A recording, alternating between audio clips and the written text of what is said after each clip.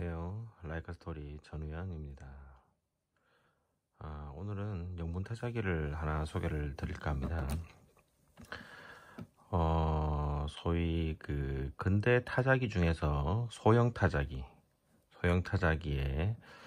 가장 인기가 많은 모델이고 많은 사람으로부터 사랑을 받고 있는 그 스위스제 타자기죠. 유명한 에르메스의 베이비라는 모델입니다. 뭐 작은 타자기는 역사적으로 많이 있었습니다. 실제로 빈티지 모델들 중에서도 실제로 보면 굉장히 작은 모델들도 굉장히 많았지만 어떤 이동성을 염두에 두고 소위 말하는 이렇게 케이스를 갖고 이동형에 아주 적합하면서도 아주 견고하면서도 좋은 타건감 등 어느 것 하나 크게 떨어지지 않는 그런 좋은 모델로서 평가받는, 그래서 이 근대 소형 타자기, 그죠? 1940년대 이후에 어떤 그런 소형 타자기의 거의 시초라고 말을 할 수가 있고, 그러면서도 아주 아름다운 디자인, 그리고 이 작동감마저도 스탠다드형에 비해서도 결코 떨어지지 않고 오히려 웬만한 타자기보다 더 장시간 타이핑을 하기에도 절대 그 부족함이 없는 그런 모델에서 유명하죠. 그래서 그 후로 이 베이비 모델 이후로 나왔던 수많은 그 소형 타자기들의 하나의 그 모티브가 되고 벤치마킹이 되고, 지금도 여전히 스탠다드한 모델로서 사랑을 받는, 그래서 실제로 이베이 등의 어떤 중고 거래 사이트에서 다른 동급의 타자기들과는 비교가 되지 않는 인기와 그 가격도 거의 최소 뭐 상태에 따라 다르겠지만 상급을 A급 이상을 기준으로 봤을 때 거의 3배에서 많게는 5배 또는 그 이상의 그 가치를 지니는, 그래서 컬렉터들이 아주 이게 좋아하는 타자기죠. 실제로 크기는 옆에 이제 같이 오늘 비교가 될 모델은 그래도 국산 타자기 중에서도 굉장히 소형 타자기, 뭐 어떻게 보면 유일한 소형 타자기라고 말을 할 수가 있습니다. 우리나라 그 타자기 역사가 짧다 보니까 아주 이제 전성기가 오고 이제 기술적으로 많은 발전을 이루었을 때 안타깝게도 이 타자기의 시대가 이제 끝을 보게 되죠. 그리고 이제 PC로 넘어오게 되면서 국산 타자기들이 어떻게 보면 조금 좀 어중간하게 있다가 결국은 그 생명을 다했다고 말을 할 수가 있습니다. 어쨌든 그 짧은 역사 속에서도 아주 명기들이 많았지만 그 중에서 특히 소형 타자기에 아주 국산 타자기로서는 가장 인기도 많고 또 소형 타자기로서도 그 어느 것 하나 크게 뒤지지 않는 이 경방 크로바의 700 시리즈, 그 중에서도 이 707 모델을 같이 옆에 두고 비교를 해보면서 이야기를 할까 합니다. 일단 크기는 두 모델이 뭐 크게 차이는 없어요. 일단 제가 하우징을 아직 벗기지 않은 상태로 이렇게 가져왔습니다. 일단 겉모습부터 같이 한번 보려고 하고, 이게 또 그야말로 이동성을 중요시하게 만들어진 그런 소형 타자기만큼 직접 이렇게 하우징 모양부터 같이 한번 보시면 좀 더 재밌지 않을까 해서 일단 가져왔습니다. 보시다시피 이 타자기에 여기서부터 다 타자기예요. 타자기고 이제 하우징이 껍데기가 있습니다. 747도 뭐 700 시리즈도 똑같은 그런 형태로 이제 취하고 있죠. 하지만 이 가방 재질이나 이런 것들이 훨씬 더 견고하고 굉장히 이 바디를 감싸는 이런 부분, 이게 여기는 지금 가방 껍데기 뚜껑 부분이거든요. 커버 케이스가 이렇게 바디 전체를 이렇게 감싸므로써 굉장히 견고하게 이렇게 결합이 되어 있는 그런 형태입니다. 그리고 손잡이가 하드한 재질이 아니라 이렇게 보시면 이렇게 고무 재질로 되어 있죠. 고무 재질인데 가죽은 아닙니다. 고무 재질로 되어 있고 이렇게 안으로 들어갔다 나왔다 하는 방식인데 굉장히 튼튼하게 잘 만들어져 있어요. 두께도 적당하고. 그리고 이제 경방 크로바는 이제 버튼이 이렇게 있어서 양쪽에서 버튼을 눌러서 이렇게 체결을 이렇게 이탈시키는 방식이라면 헤르메스 베이비는 여기 요 버튼을 통해서 옆으로 슬라이드를 하면 이렇게 빠지도록 그렇게 되어 있습니다. 보시죠. 이제 먼저 이 커버를 한번 보여드리고 싶어요. 여기 안쪽에 보시면 이런 식으로 작동을 합니다. 보이시죠? 안쪽에 이제 영수철도 이 스프링이 이렇게 장력 스프링이 장착되어 있고 스프링 탄력을 이용해서 움직이는데 이 후크가 경범 크로버랑 완전히 좀 방향이나 이런 것들이 좀 많이 다릅니다. 이렇게 보시면 아시겠지만 경범 크로버는 이 상판 커버가 결합되는 방식이 지금 여기 미음과 시프트 사이 여기 그리고 이쪽 니은 티어 쌍시옷과 이제 시프트 사이 이 사이가 공간이 조금 비어 있죠. 여기가 바로 이제 외부 커버가 이쪽을 통해서 후크가 이런 식으로 뒤에서 앞으로 이렇게 물리는 방식입니다. 이런 식으로 이렇게 그래서 이제 버튼을 누르면 뒤로 후퇴하면서 이렇게 위로 빠지는 방식인데 이게 끼울 때는 이렇게 커버를 씌울 때는 좀 덜 해요. 근데 이제 뺄 때가 항상 좀 문제가 됩니다. 이게 확실하게 견고하게 눌러도 이게 이제 쉽게 딱 완벽하게 이탈이 빨리 잘 안 됩니다. 그래서 조금 이렇게 힘을 주면서 여기 걸린 채로 이렇게 겨우 이렇게 빠지는 경우가 좀 있어요. 그러다 보니까 경방 크로바 이 모델을 뭐 제가 또 따로 리뷰를 당연히 하겠지만 이 바디가 보시다시피 전부 다 이제 플라스틱으로 다 되어 있죠. 플라스틱으로 되어 있는데 이 플라스틱이 그렇게 이렇게 강한 재질이 좀 아니에요. 특히나 이제 고정핀이 항상 문제인데 이 상판과 하판의 연결을 이제 잡아주는 고정핀이 앞쪽은 크게 이제 가운데 그리고 이 양옆으로 이쪽에 있어요. 그래서 가운데보다는 양옆이 조금 더 이제 폭이 크고 좀 두껍습니다. 그런데도 불구하고 어떤 그런 아마도 제 생각에는 아마 일단은 이 상판 커버와 결합하는 부위가 이제 이쪽이라서 좀 취약한 부분이 첫 번째 있고 그리고 이거를 이 술이나 뭐 여러 가지 이제 청소를 위해서 분리를 할 때 보면 아마 제 생각에는 이제 분리를 할 때 또 많은 그 좀 이렇게 전문 지식이 부족한 그런 분들이 정말 이 구조에 대해서 이렇게 자세히 살펴보지 않고 이게 잘 안 열린단 말이에요. 지금 봐도 이렇게 꽉 물려 있죠. 안 열리다 보니까 우리가 통상적으로 이제 좀 뭐 급한 마음에 여기에다가 이제 일자 드라이버 같은 것을 이제 여기에 끼워서 위로 이제 젖히는 식으로 지렛대로 해서 이렇게 힘을 주면서 위로 밀어다 보니까 이게 금방 탁 부러지는 겁니다. 뭐 그렇다고 부러지지 않아야 되는데 이 플라스틱 재질이 그때만 하더라도 이제 이 연성도 좀 약하고 이러다 보니까 쉽게 부러지는 거죠. 그래서 이거를 제거할 때는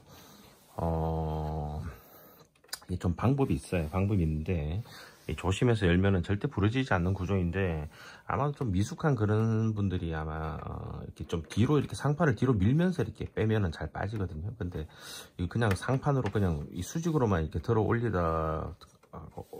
올리든지 아니면 위쪽으로 이제 드라이버를 억지로 끼워서 이제 위로 상판을 벌리다 보니까 쉽게 부러지는 것 같습니다. 제가 본 많은 700 시리즈들이 여기가 많이 부러져 있어요, 사실.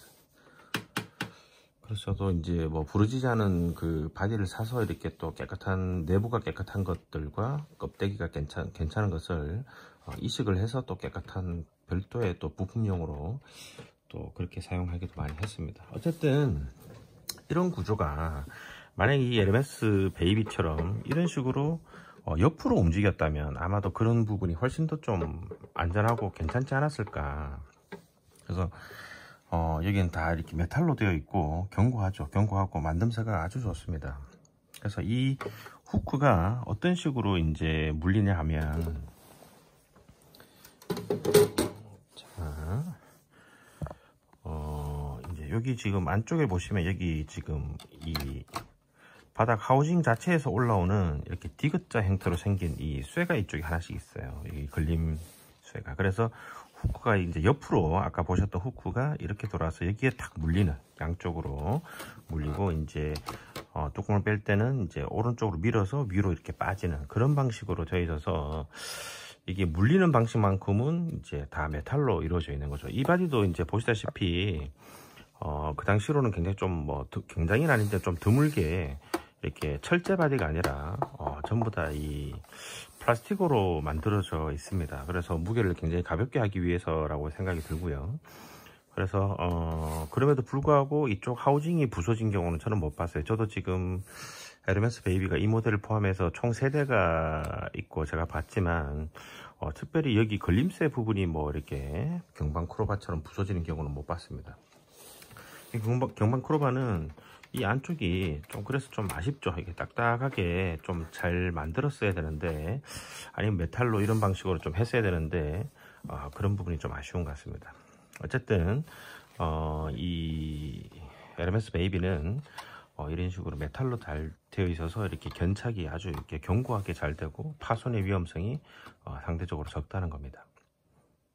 그래서 에르메스 베이비는 지금 옆에 이제 경방 크로바랑 이렇게 나란히 놓고 봐도, 자 한번 보시면요, 크기가 이 경방 크로바도 굉장히 작은 모델이죠. 당연히 뭐 이렇게 많이 보시는 모델이고 또 유명한 모델에서 아시겠지만, 일단 폭은 비슷합니다. 사실 이제 타자기가 폭이 뭐 특별히 더 크거나 뭐 큰 거는 또 있을 수도 있지만, 폭이 일정 이상 이 좁을 수는 없죠. 왜냐하면 이제 이 키 배열이나 이런 것들이 제한적인 한계가 있기 때문에 이거를 줄였다가는 너무 힘들어지죠. 키캡을 줄일 수도 없고 이 간격을 너무 줄여야 되니까. 그래서 그런 것들을 비해서 보면 결국은 이제 아무리 소형 타자기 하더라도 폭은 대부분 이 안쪽은 약 7, 8cm, 그리고 하우징 바깥까지 보통 합치면 이 뭐 나르게 캐리지가 이제 옆으로 더 기냐 안 기냐, 이거는 이제 종이를 이제 마운트하는 크기를 가늠하기 때문에 이건 조금 제외를 하더라도 보통 본체의 크기는 대형 타자기가 아닌 이상 보통 이제 29에서 한 30cm, 경방 크로바도 마찬가지입니다. 그래서 폭은 비슷해요. 근데 지금 보면 이쪽 그 앞뒤 길이, 그러니까 이 세로 길이가 결국 이 에르메스가 좀 더 작죠. 에르메스는 실제로 재어보면 거의 30cm, 30 곱하기 30 정도로 거의 정사각형에 가까운 그런 형태를 가지고 있습니다. 그에 비해서 일반적인 타자기는 경방만 하더라도 뒤쪽이 이제 세로로 조금 더 앞뒤가 더 긴 형태를 가로 길이보다는 그런 구조를 가지고 있죠. 그리고 더 중요한 것은 바로 이 두께입니다. 두께. 지금 보시다시피 경방 크로바는 약 한 9.5cm에서 한 10cm 정도의 두께를 가져요. 그래서 사실 경방 크로바만 하더라도 굉장히 이제 두께가 얇은 이 타자기에 속하죠. 그에 비해서 그보다 훨씬 더 옛날에 만들어진 이 에르메스 베이비 같은 경우는 이 두께가 겨우 7.5cm 정도에 지나지 않습니다. 그래서 굉장히 얇은, 그래서 실제로 보면 이렇게 납작한 타자기가 있을 수 있나 라고 할 정도로 굉장히 얇습니다. 그래서 특히 보면 어떤 부분에서 차이가 많이 나느냐 하면, 사실은 이 바닥에서부터 올라오는 이 높이, 이 높이는 사실 크게 차이가 나지 않아요. 차이가 나지 않는데 결국은 이 상판의 높이에서 차이 나는 거죠. 이 보시면 상판이, 베이비는 거의 뭐 이 키캡 상단과 거의 높이가 똑같을 정도로 이 부분이 더 이상 올라오지 않습니다. 그런데 일반적인 타자기들은 이 상단 키, 숫자 키 제4열, 제 최상단 키보다 적어도 한 2.5cm, 거의 뭐 3cm 가까이 더 높이가 높죠. 그러다 보니까 여기서 이제 결국 높이 차이가 나는데요. 그래서 보시다시피 에르메스가 디자인은 여기서부터 특별히 더 꺾인 거 없이 그냥 바로 여기까지 와서 그대로 수평을 이루는 그런 구조인데, 크로바는 여기까지 왔다가 한 번 더 이만큼 올라가고 이제 직진되는. 그러면 이게 왜 이렇게 두꺼워야 되느냐라고 생각을 해보면, 사실 예를 들어서 이게 경방 크로바 같은 경우 이게 예를 들어서 세그먼트가 움직이는, 그러니까 활자집이 이렇게 아래 위로 움직이는 그런 방식이라면 또 이해가 가요. 근데 실제로 이 두 모델은 똑같이 보시다시피 나르게가 움직이는 그런 방식입니다. 나르게가. 그래서 이런 방식도 똑같은데도 불구하고 이렇게 두께를 얇게 만들 수 있었다라는 것은 이 에르메스 베이비가 그래서 굉장히 독창적으로, 아마 에르메스 베이비가 뭐 비단 우리나라 이 크로바 700 시리즈와 뭐 비교를 하지 않는다 하더라도 외국 아주 유명한 그런 타자기 모든 것들을 이렇게 정보를 찾아봐도 이만큼 얇은 타자기가 사실은 잘 없습니다.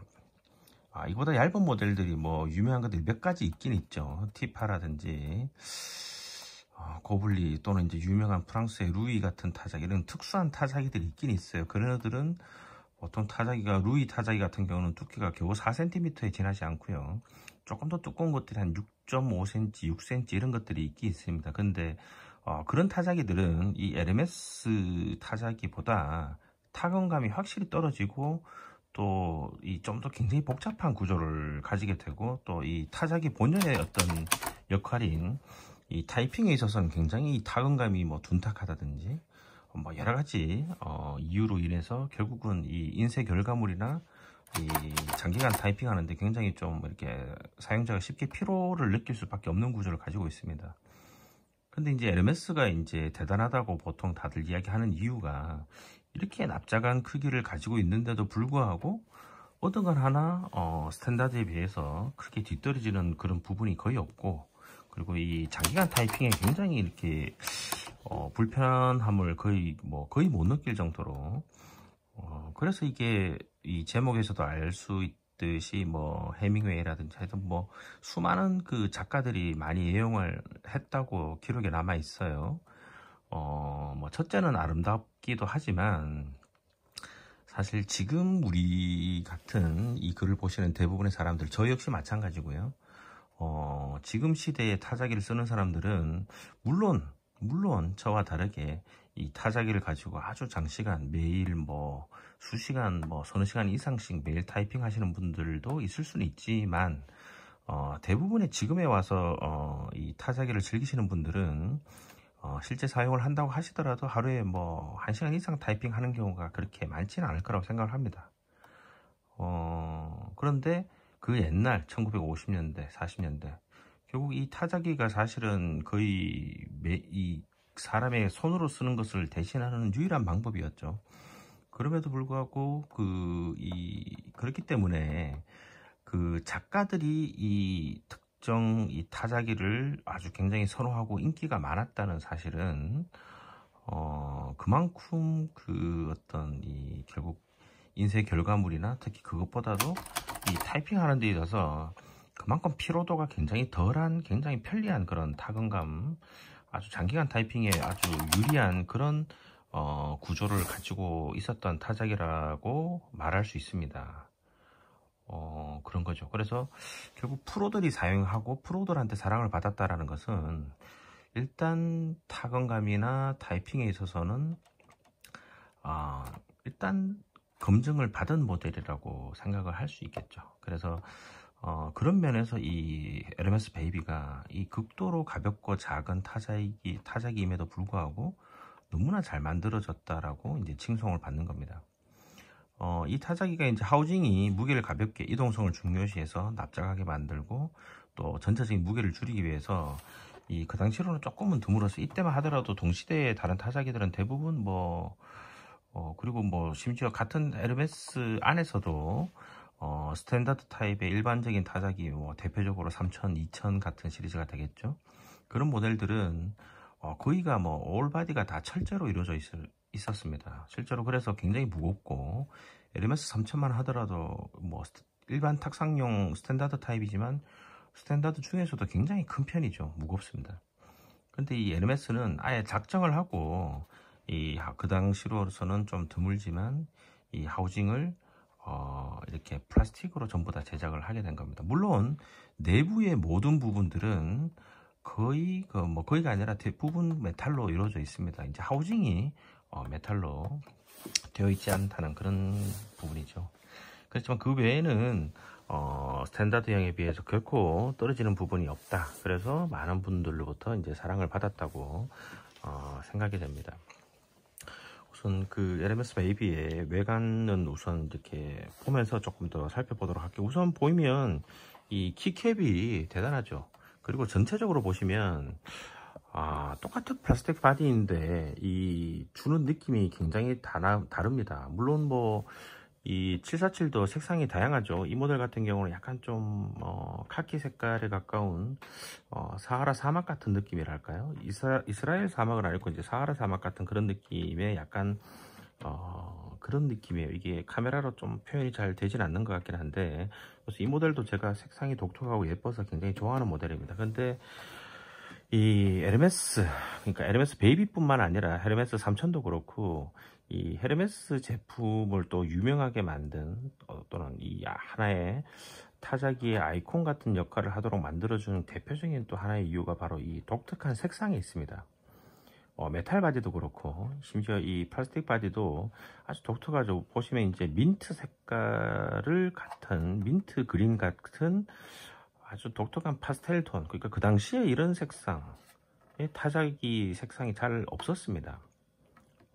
물론 이제 이태리자나 이런 것들 보면 또 이렇게 독특한 색상들 아주 이렇게 눈에 탁 튀고 아름다운 그리고 독특한 디자인들의 색상을 갖고 있는 타자기들이 종종 발견되긴 하지만 그것도 조금 그 뒤에 모델들이 그랬고요. 이런 에르메스가 그 당시에 이게 제가 알기로 1940년대 50년대 만들어진 타자기로 알고 있는데 이렇게 아름다운 독특한, 그리고 이 타자기 세상에서 그때만 하더라도 이런 색상의 하우징을 쓴다라고는 이제 거의 생각을 못했던 것 같아요. 뭐 그 뒤로도 아주 독특한 이렇게 똑같은 색상이 거의 없습니다. 그래서 이 독특한 어떤 민트 색상, 마치 그 에메랄드 어떤 산호초가 이렇게 있는 그런 바다 색깔 같은, 그래서 외국에서도 이 바디 색깔 때문에 굉장히 좋아하죠. 그리고 또 이 키가 보통은 이제 이 시대에는 아직도 이제 글래스 키라고 해서 이제 유리로 되어 있고 메탈 링으로 되어 있는 그런 글래스 키를 많이 쓰기도 하는 시절이었고, 그 후속 키들은 이제 이 키캡은 가볍게 만들기 위해서 보통 이렇게 플라스틱 재질을 많이 썼는데, 색상에 있어서 색상이 이렇게 완전 이렇게 흰백색으로, 그것도 이 완전 거의 실제로 보시면 이게 완전히 백색에 가까워요. 완전히 백색인데 그냥 백색도 아니고 유광의 백색입니다. 그래서 아주 실제로 보면 이 바둑알 같이 반짝반짝 빛나는 마치 그 아주 질그릇 깨끗한 그 백자 같은 그런 느낌이 들거든요. 그리고 실제로 만져보면 이 견고함이나 이런 것들이 아주 좋습니다. 그리고 이 글자 하나하나의 그 레터링이 아주 정말 레터링이 아주 세밀하고 디테일하고, 이 당시에 다른 타자기들 저도 가지고 있고 외국 타자기들 많이 가지고 있지만 이만큼 레터링이 깔끔하게 들어가 있는 이런 키캡이 드문 것 같습니다. 심지어 독일제들도 이렇게 레터링이 이렇게 깔끔한 정도는 잘 보기가 드문 것 같아요. 그래서 이런 것들이 결국 이 에르메스의 어떤 그 제작자들의 완성도를 높이기 위한 노력이 얼마나 대단했느냐, 그런 것들을 또 미루어 짐작을 할 수가 있겠죠. 소형 타자기지만 키캡이나 키보드가 특별히 뭐 이렇게 더 생략되거나 뭐 사이즈를 크게 줄였다든지 그런 것들은 전혀 없습니다. 일반 키보드의 크기와 거의 동일하고, 심지어 옆에 보시면 아시겠지만 경방 크로바에 비해서는 뭐 키 크기가 얘가 월등히 더 큽니다. 그래서 타이핑하기가 굉장히 좀 편하고요. 그 대신 이제 키캡이 큰 대신에 키와 키 사이의 간격은 조금 좁은 듯한 느낌이 들긴 들죠. 그죠? 그래서 오히려 경방 모델은 키는 약간 더 작고 공간은 좀 더 넓어서 오히려 조금 더 좀 뭔가 이렇게 비어 보이는 듯한 그런 느낌이 듭니다. 그래서 우선 보기에도 꽉 차 있죠. 꽉 차 있고 아주 이 당찬 느낌이 드는 그런 이 키보드 배열을 가지고 있습니다. 그리고 그 당시에 뭐 대부분 타자에 그랬지만 역시 이제 숫자 일자 키캡이 따로 존재하지 않죠. 그래서 일반적으로는 이 영어 L자의 소문자 L자가 숫자 1과 거의 모양이 똑같기 때문에 거의가 아니라 이때 시절만 하더라도 대부분은 소문자 L을 숫자 1과 같이 사용을 했습니다. 그래서 간혹 이게 조금 불편할 때도 있긴 있는데 조금만 익숙해지면 뭐 크게 문제는 없을 정도고. 근데 제가 오늘 소개해드리는 이 에르메스 베이비는 일반 폰트를 가진 타자기가 아닙니다. 좀 독특하죠. 여기 제가 직접 타이핑한 종이를 이렇게 보여드리겠습니다. 여기 보시면 보이시나요? 네, 바로 이게 지금 이 에르메스 베이비로 타이핑한 글자입니다. 그래서 보시면 아시겠지만 필기체 폰트를 가지고 있죠. 네.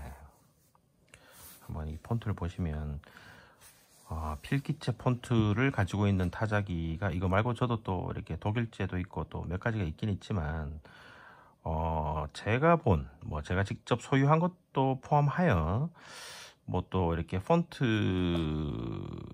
타이프 페이스 그러니까 폰트의 모양을 제가 뭐 여러 가지 타자기들의 그 형태를 많이 이렇게 수집을 해서 다 이렇게 비교를 해보아도 인터넷상으로도 그렇고, 저는 뭐 어디까지나 개인적인 의견입니다만은 에르메스의 이 필기체 폰트가 저는 개인적으로 가장 미려하고 아름답다고 생각을 합니다. 한번 이렇게 쭉 한번 보시죠. 이렇게 보시면 처음 보신 분들은요, 이게 타자기로 타이핑된 글자라고 말하면 믿지를 못하실 정도예요. 여기 보면 특히 for few specific applications 이렇게 이런 글자들 보면 F 한번 보세요. F가 정말 예쁘죠. 그리고 이 글자 사이에 연결이 여기 오피스라든지 한번 보십시오. 타이프라이터스 이런 글자들, 스페이셜 이런 글자들 보면 이게 정말 이 연결이 필기체의 또 묘미가 이 글자 사이에 연결 어떤 그런 선이라고 볼 수 있지 않겠습니까?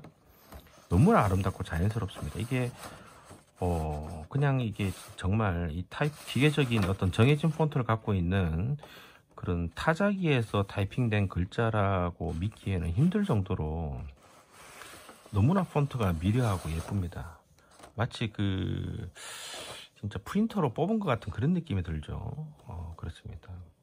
그래서 저는 정말 이 타자기를 뭐 다른 것을 다 고사하고 이 폰트 하나만으로도 제가 가지고 있는 타자기 중에 최고의 타자기 컬렉션 중에 하나로 생각을 하는 이유가 바로 이 폰트의 미려함입니다. 그래서 뭐 방금 말씀드린 내용을 조금 더 보면 여기 이제 숫자가 1575년 이런 글자가 있죠. 여기서 보면 이 첫 번째 일자가 형태가 보면 여기 또 이제 이탈릭 필기체니까 숫자도 다 이렇게 길쭉길쭉하게 이렇게 비스듬하게 쓰여져 있어요. 마치 손으로 쓴 것처럼.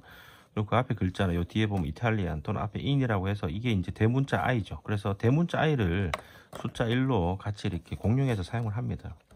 보면 전혀 뭐 어색함이 없죠. 네. 정말 아름답습니다. 뭐 문장 부호도 이렇게 필기체에 맞도록 더 이렇게 눕혀서 깔끔하게 들어가 있고요. 그리고 지금 이게 이제 A4 용지입니다. A4 용지에서 지금 이제 전체 폭을 가르면서 이렇게 한번 보시면 영어 타자기를 써보신 분들은 아마 아실 것 같아요. 한 줄에 굉장히 많은 글자가 들어가 있죠. 그래서 이게 지금 이 글자는 제가 알기로 한 인치당 13개의 글자가 들어가는, 그래서 실제로 이제 요즘 우리가 이제 익숙한 컴퓨터 아래 한글이나 이런 워드 프로세서에서 글자 포인트가 보통 기본 이제 10포인트를 기본으로 삼지 않습니까? 그런데 그 기준으로 봤을 때 얘는 아마 제 생각에 한 8포인트 정도에서 8.5포인트 정도, 9포인트보다는 확실히 작은 것 같아요. 그래서 8.5포인트에서 8포인트 정도에 해당하는 그 글자가 굉장히 작습니다. 뭐 작다고 해서 이렇게 읽기가 불편한 그런 정도는 아니고요. 그 대신 글자가 작지만 이 필기체의 특성상 아까 보시다시피 이 글자가 일반 글자보다 조금 더 길죠. 가로획에 비해서 세로획이 좀 더 길쭉길쭉하고 가로획이 짧다고 하지만 실제로 가로획이 짧다기보다 앞글자와 뒷글자가 연결되기 위한 이 획들이 더 깁니다. 그래서 실제로 글자가 차지하는 그 부분은 굉장히 좁은 것처럼 보이죠. 그리고 좌우가 더 좁고 아래위로 더 긴 형태를 이제 띄고 있습니다. 그래서 이 폰트들이 정말 미려하게 보여요. 그래서 실제로 이렇게 장문의 어떤 이런 이 편지나 이런 글들을 작성해서 이렇게 쭉 보면 진짜 예술입니다. 예술. 진짜 아주 그 칼리그래프를 실제 글자를 잘 쓰는 사람이 쓴 것 같은 그런 느낌도 들고요. 실제로 또 필기체라는 게 또 그런 목적으로 만들어진 폰트라고 할 수 있지 않겠습니까? 그래서 보시기에는 이게 얼핏 보면 이게 필기체 타작인지 알 수 없지만 글씨들이나 이런 것들을 보면 글씨 여기 보이시나요? 제가 나중에 반대쪽에 좀 더 자세히 보여드릴 텐데 글씨들이 전부 다 필기체 폰트로 되어 있습니다. 그래서 이 필기체 폰트가 되어 있는 이 영문 타자기가 뭐 꼭 에르메스뿐만이 아니라 굉장히 좀 드물어요. 그래서 제가 그 정보를 쭉 찾아봤더니 에르메스 베이비만 하더라도 일반 폰트 100개 중에 이런 필기체 폰트가 1개 정도 생산됐을 정도로, 그러니까 100대 1 정도 돼서 희소성이 100분의 1입니다. 그래서 에르메스 베이비 자체가 그렇게 흔하지 않은데, 물론 뭐 아주 레어한 건 아주 희귀한 건 아닙니다. 그 당시에 굉장히 많이 만들어졌기 때문에 이 모델들도 아주 뭐 희귀해서 찾기가 힘들다 이런 건 아니지만 그래도 그 중에서 이 필기체 커시브 타입의 어떤 타입페이스를 갖고 있는 모델은 일반 모델 100대 중에 하나다. 그래서 LMS 베이비는 뭐 이베이나 etc 같은 이런 데서 이제 종종 보여요. 검색해 보면 뭐 거의 아마 뭐 한 10대 이상은 뭐 보이지 않을까요? 최소. 그런데 그 중에서 이 필기체 타입의 LMS 베이비를 찾기는 그 뭐 시대 상황 따라 좀 다르겠지만 이베이에 들어가서 한 번씩 이렇게 확인을 해봐도 뭐 한두 대가 채 안 될 것 같습니다. 뭐 종종 없을 때도 있어요. 그 물건이 팔려가고 나면. 그래서 뿐만 아니라 그 뭐 희귀화해서 또 그런 것도 있고, 뭐 보시다시피 폰트가 뭐 워낙 미려하고, 또 원래 또 LMS 베이비가 또 워낙 인기가 많아서 고가인 기종인데다가 이 LMS 베이비가 이렇게 필기체를 갖고 있는 경우에는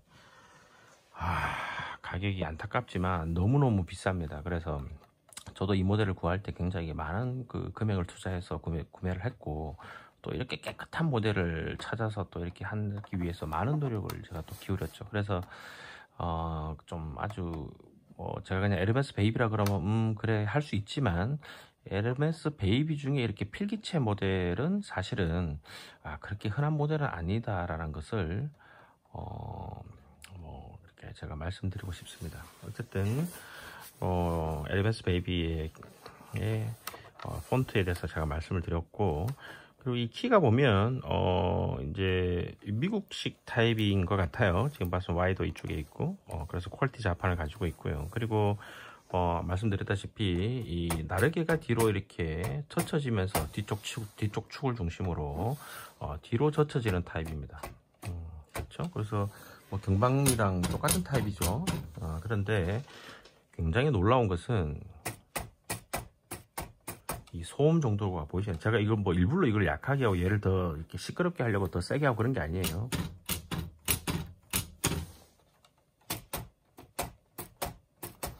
이게 소음의 차이가 너무 차이가 납니다. 그래서 이렇게 나르게, 제가 사실 이게 나르게가 뒤로 젖혀지는 이렇게 이 타입을 저는 지난번에도 말씀드렸지만 굉장히 싫어해요. 싫어하는 이유가 이 구조 자체가 어떤 상하 타점의 어떤 일정성을 유지하기 힘들고, 그리고 일단은 또 중요한 게 또 둥글대가 작아져서 인쇄 품질이 떨어질 수밖에 없고, 뭐 물론 이동형을 위해서 이동형 타입만 사실 이렇게 나르게가 뒤로 젖혀지지, 그 외에는 대부분 활자집이 움직이거나, 지난번에는 올림피아 SM처럼 이렇게 나르게가 움직인다 하더라도 이렇게 중심을 축으로 이렇게 원운동으로서 움직이는 게 아니라 이 전체가 이렇게 수직으로 움직이는 직선 운동을 하는 경우가 많죠. 그런데 이 타입은 대부분은 이제 극도로 작은 이제 얇은 타자기들이 주로 사용하는 방법입니다. 그런데 이렇게 얇게 만들고 하다 보니까 이 나르게 무게를 이렇게 적정 수준 이상으로 무겁게 만들면 안 되겠죠. 그러면은 이 나르게가 계속 움직여야 되는데 너무 무거우니까 얘보다는 활자집이 월등히 가볍습니다. 그래서 얘가 이렇게 계속 지속적으로 움직이려면 결국은 이 당시에 무슨 뭐 이렇게 얘가 뭐 유압이나 전기의 힘을 빌려서 이렇게 시프팅을 하는 게 아니라 어디까지나 사람의 힘을, 손가락 하나의 힘만, 특히 시프트는 이렇게 새끼손가락으로 누르죠. 보통 이렇게 누르지 않습니다. 이렇게 우리가 글자를 이렇게 5손가락을 다 이용해서 타이핑을 할 때 시프트는 이렇게 새끼손가락을 누르죠. 새끼손가락으로 누릅니다. 그러다 보니까 이 가장 힘이 약한 이 소지를 이용해서 눌러야 되는 이 나르게 시프트이기 때문에 얘를 지나치게 무겁게 하면 사람 손가락에 이게 굉장히 큰 피로도가 옵니다. 이게 특히 문제가 되는 게, 사실 영문 타자기는 시프트를 그렇게 자주 사용할 필요가 없죠. 그냥 문장의 첫 대문자, 그리고 뭐 기껏해야 문장 부호가 여기에 있는 것들, 그것도 뭐 그런 것들 정도죠. 그래서 사실은 시프트 의존도가 굉장히 낮습니다. 그런데 우리나라 한글 타자기는 그렇지가 않죠. 특히 2벌씩은 뭐 말할 것도 없고요. 4벌씩도 영문 타자기와 다르게 문장 중간중간마다 계속 시프트 키를 눌러줘야 됩니다. 그래서 사실 시프트 키가 적당하게 아주 가볍게 아주 정확하게 작동을 해야 되는 것이 이 영문 타자기에 비할 바가 되지 않을 정도로 이 사용 빈도가 높은 게 바로 시프트 키죠. 근데 이 우리나라 타자기 중에 시프트 키가 정말 잘 만들어져서 고안되었다라는 모델들은 초기에 저는 잘 찾아보기 힘들고요.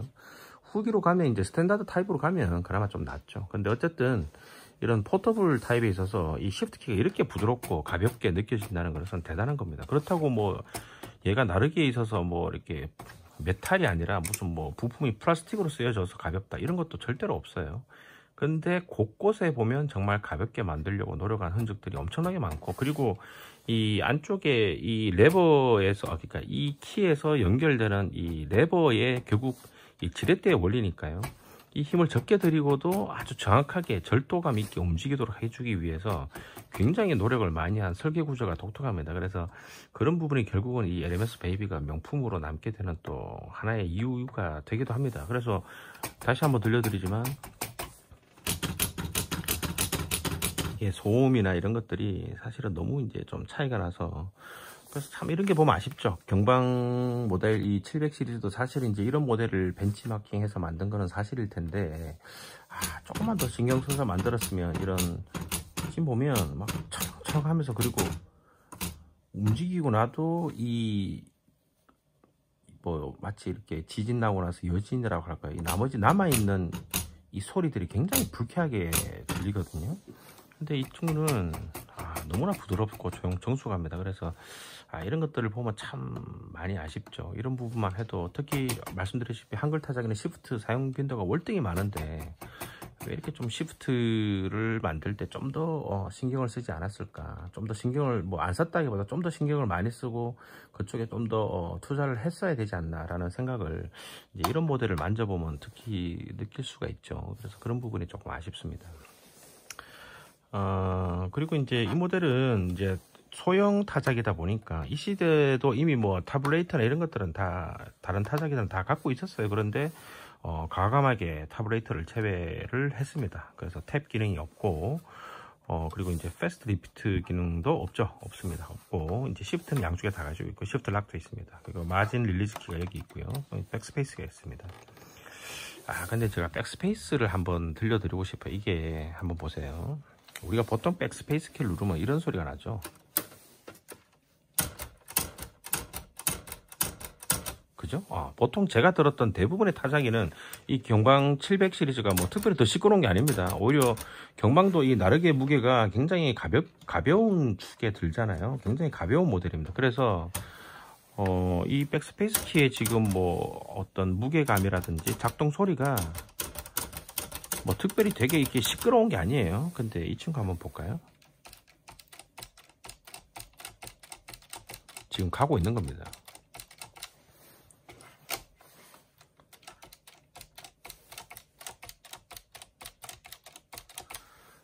저는 이렇게 조용한 백스페이스 키를 갖고 있는 타자기는 아마 LMS 베이비가 유일하다고 봅니다.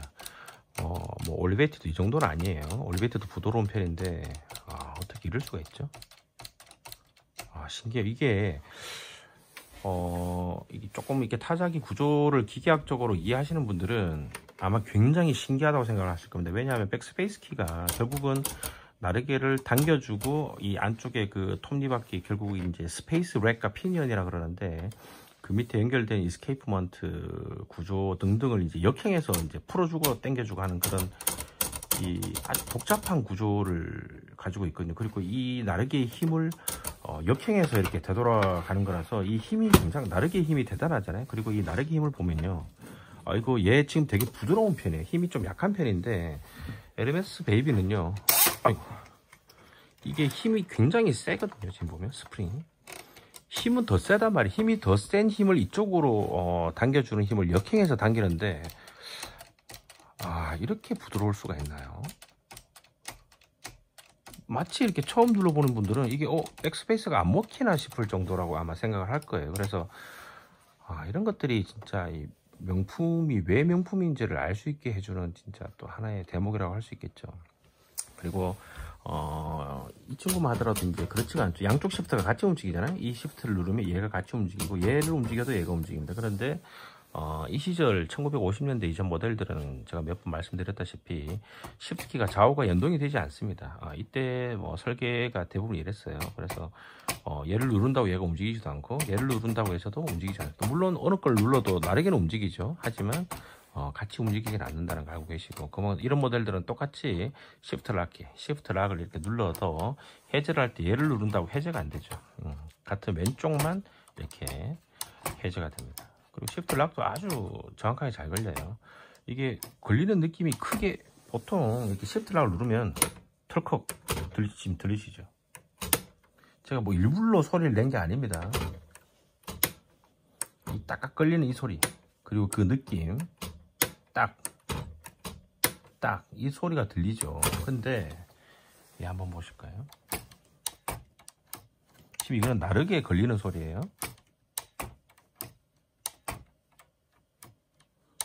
이 소리가 안 납니다. 그리고 걸리는 느낌도 너무 부드러워. 그냥 얘 키를 눌렀던 것밖에 없는 느낌이에요. 얘가 뭐 이렇게 아까 이렇게 이 경방처럼 이 딱 때리는 소리, 이 소리가 없단 말이에요.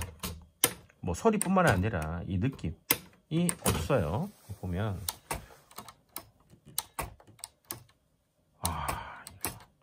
원래 이래야 되겠죠.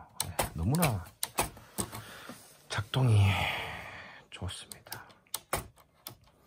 그래서 이 에르메스 베이비, 에르메스 3000도 마찬가지. 3000도 저도 이제 가지고 있는데 3000도 사용을 해보면 굉장히 부드러워요. 정말 이렇게 부드러울 수가 있나 싶을 정도로 굉장히 부드럽습니다. 네, 이렇게 되어 있죠. 그리고 이때 뭐 타자기들이 대부분 좀 그러하지만 이런 이제 분수 표시가 있어요. 뭐 2분의 1, 4분의 1, 4분의 3 이런 것들이 있고, 또 사실 이렇게 막상 써보면 지금 우리 한글 타자기는 여러 가지 이유로 이런 키가 없는데 있으면 또 많이 쓰입니다. 실제로 많이 쓰이고, 그리고 여기 이제 센트 표시, 그 다음에 앳 표시, 그 다음에 여기 보면 이제 뭐 파운드나 달러 표시 이렇게 다 되어 있고요. 나머지는 이제 일반 키캡의 순서를 그대로 따르고 있고 퀄리티 자판이고 아주 편리한 구조를 가지고 있습니다. 그리고 이 키캡이 굉장히 편리해요. 근데 이제 이 타자기가 한 가지 좀 불편한 게 있어요. 아까도 말씀드렸는데 이 높이가 굉장히 이 부분이 없다 그랬죠. 에르메스 베이비가 없다 보니까 우리가 일반 타자기에서는 지금 이게 한번 보시면 이 공간이 좀 많이 있죠. 그래서 이를 누르는데 뭐 이 상판이 특히 여기 또 이 상판은 보시다시피 수직이 아니라 이렇게 좀 기울어져 있습니다. 경사도가 있기 때문에 얘를 뭐 누른다고 해서 여기 이 부분이 뭐가 이렇게 불편하거나 그러지 않아요. 사실 한 번도 뭐 그렇게 느껴본 적도 없는데, 제가 에르메스 베이비에서 유일하게 뭐 이 사용의 단점이라 그럴까요? 얘를 누르다 보면 여기에 좀 걸릴 때 이렇게 톱이나 손가락 끝이 여기에 자꾸 상판에 걸려요. 이게 옆에서 한번 높이 차이를 다시 한번 자세히 보시면 이 상판 높이랑 큰 차이가 없어요. 여기가. 그러다 보니까 이게 급하게 타이핑하다 보면 여기를 자꾸 이렇게 같이 이렇게 눌러서 여기에 뭐 쓸데없는 스크래치가 생길 수도 있을 것 같고, 좀 한 번씩 이렇게 뭔가 모르게 얘랑 닿기 때문에 손이 좀 불편하다라고 생각을 합니다. 그래서 이 간격을 조금 더 띄우든지 약간 좀 뭔가 차이를 뒀어야 되지 않나라는 사실 생각을 좀 아쉽게 생각을 해요. 그래서 이 부분이 그나마 좀 아쉽다라는 생각을 아마 다른 분들도 실제로 써보시면 그렇게 생각을 하실 것 같습니다. 그리고 마지막으로 이 리본 컬러 선택자가 보면 이렇게 세 가지 색깔 되어 있죠. 그래서 보통 이제 뭐 밑에 흑색, 제일 위로 하면 이제 적색, 그래서 2단, 물론 저는 지금 2단 컬러는 아닌데 2단 컬러를 쓰면 이제 그렇게 될 거라고 생각하는데, 그럼 가운데는 보통은 이제 이 리본 바이브레이터, 리본 걸개가 움직이지 않는 그런 형태를 띠죠. 마치 우리가 여기 중간에 또 밑에 두면 이렇게 밑에 상단 부분, 그리고 이렇게 위로 올리면 빨간색, 여기도 이제 물론 빨간색은 아니지만 많이 올라와서 밑에가 원래 2단 잉크 같은 경우는 밑에가 적색이니까 적색을 쓰도록 되어 있는데, 우리가 이걸 가운데 두면 리본이 움직이지가 않죠. 움직이지 않습니다. 리본이 움직이지 않기 때문에 그냥 이렇게 허공을 그냥 종이만 때리는 거예요. 이걸 또 쓰는 이유는 또 제가 또 있다고 말씀을 드렸죠. 그런데 얘는 그 독특하게도 가운데 둔다고 해서 움직이지 않는 게 아니에요. 그러니까 이렇게 하면 조금만 움직이고, 이렇게 하면 조금 더 움직이고, 이렇게 하면 더 많이 움직이고. 그래서 이게 보니까 이게 좀 드물긴 하지만 에르메스가 이래요. 그래서 이게 3단 잉크가 있더라고. 실제로 3단 잉크가 있어서 3단 잉크를 쓸 수도 있고, 그리고 여기에 두면 또 아래위를 같이 찍는 그런 효과도 있습니다. 그래서 조금 독특한데, 이거에 대해서도 저도 실제로 이제 그런 잉크를 구해서 써보지는 않았기 때문에 좀 애매하지만 어쨌든 구조가 이렇게 3단계로 돼서 중간에서도 작동을 한다는 겁니다. 중간에서도 작동을 해요. 이렇게. 네. 그리고 여기 이제 중요한 이 부분을 한번 제가 상판을 한번 열어볼게요.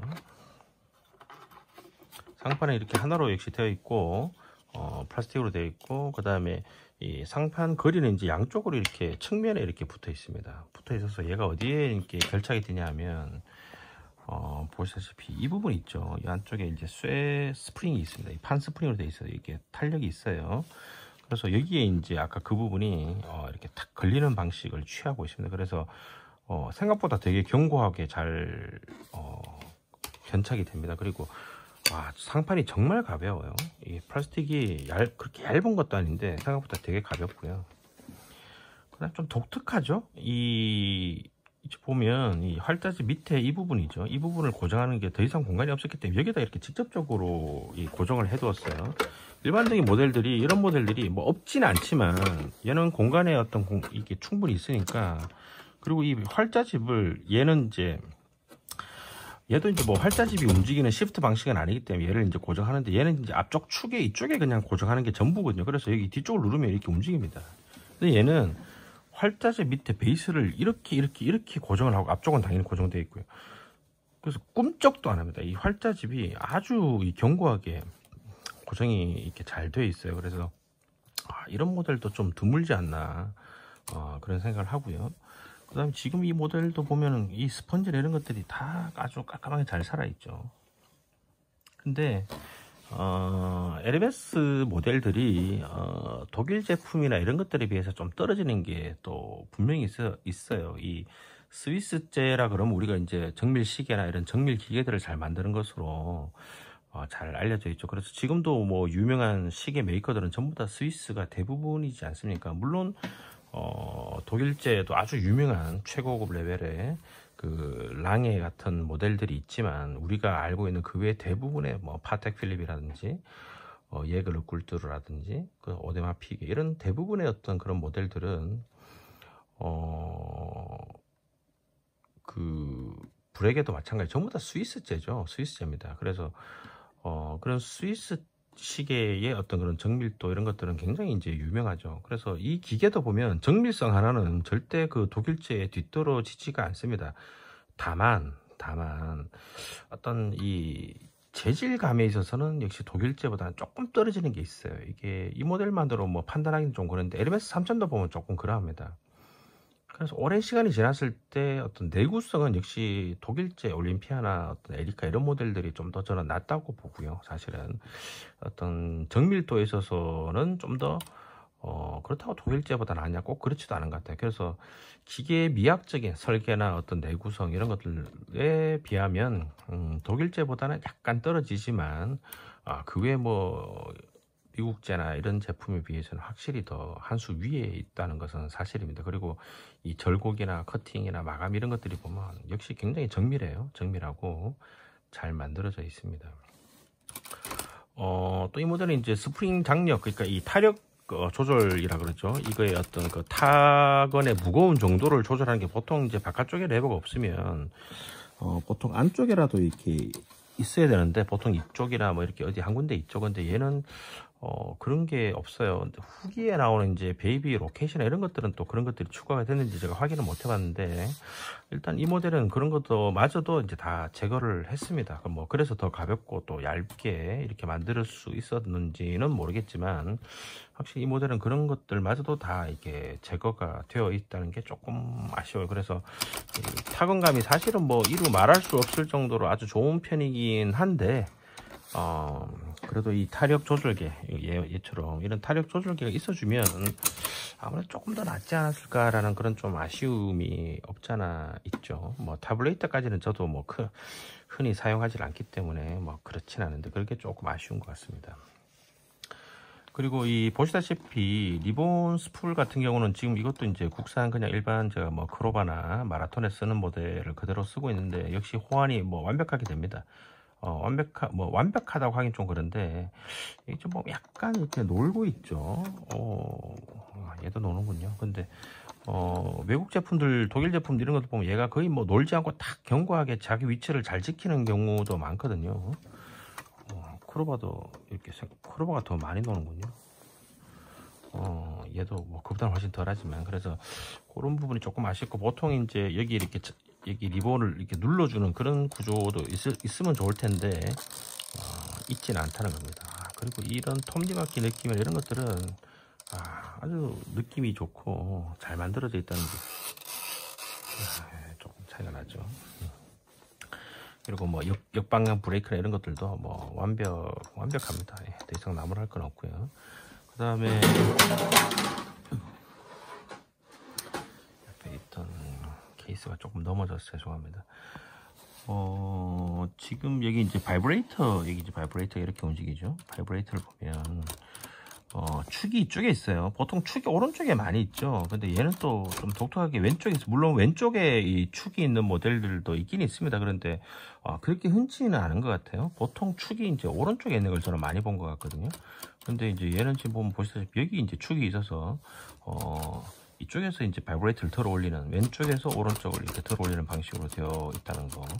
이것도 뭐 그렇게 흔한 방법은 아닌 것 같아요. 그리고 지금 리본 걸개가 걸리는 이 형태도 조금 독특하죠. 보통 이제 아래 위로 거의 만나듯이 슬릿으로 두든지 하는데 얘와 얘가 굉장히 거리가 좀 멉니다. 그래서 이 모델 같은 경우는 뭐 저는 뭐 불편함은 없는데 이게 후기에는 조금 모양이 바뀌는 걸로 제가 알고 있어요. 그래서 이게 무슨 다른 문제가 있는지까지는 저도 잘은 모르겠습니다.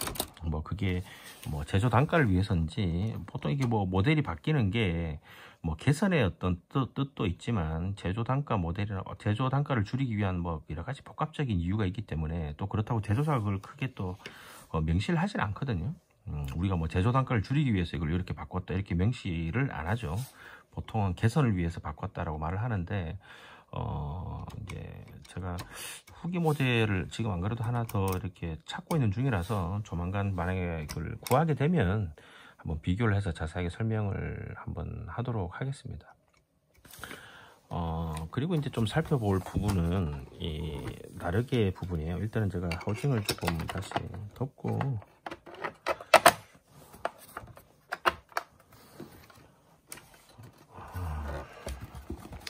제가 또 말씀드리다 만 것이 얘도 이제 고무 제품이 제법 쓰여져 있거든요. 그래서 이 바닥 부분도 얘도 보면 이제 고무가 이제 이렇게 고무 바킹이 있는데, 얘도 지금 보면 이렇게 새로 재생된, 그러니까 부품이 새 걸로 바꿔져 있는 그런 케이스입니다. 이 모델도 이제 전문가가 손을 좀 본 것 같아요. 그런데 제가 이 말씀을 왜 드리냐면, 제가 에르메스 베이비가 여러 대 있다고 제가 말씀을 드렸죠. 근데 에르메스 제품들이 뭐 삼천도 마찬가지고 베이비는 특히 좀 심한데, 이 고무 부품의 경화나 이 약한 게 너무 좀 심해요. 그게 사용자의 잘못이라 하기에는 모든 부품이 다 그런 거 봤을 때, 그리고 이 부품도 이 타자기도 밑에 그 고무 바킹이 신품으로 이렇게 바꿔져 있는 걸 봤을 때 역시 고무 부품의 그 당시 어떤 제품의 그 부품의 그 내구성이 결국 굉장히 좀 떨어지는 모델이었다는 것을 이제 반증합니다. 그리고 더 중요한 것은 이게 또 고무 부품 중에 가장 중요한 게 바로 이 둥글대죠. 이 둥글대, 이 플래튼의 고무, 이게 전부 다 고무 코팅이 되어 있는 거니까요. 그리고 여기 보면 고무 코팅의 두께가 제법 좀 두꺼워요. 이 모델은 이 둥글대가 신품으로 교체가 된 겁니다. 이 모델 역시. 그래서 지금 보면 뭐 굉장히 부드럽고 좋아요. 그런데 제가 갖고 있는 다른 뭐 부품용으로 샀던 거지만 그 모델을 보면 뭐 시대는 거의 생산 연도가 비슷합니다. 이 둥글대가 완전히 그 거북 등껍질처럼 형편이 없습니다. 형편이 없어요. 완전히 그 딱딱해지는 경도로서는 최하급이고요. 아시다시피 이 둥글대가, 이런 소형 타자기는 둥글대 이 직경이 작죠. 거기다가 이 또 고무 코팅의 두께도 같이 작습니다.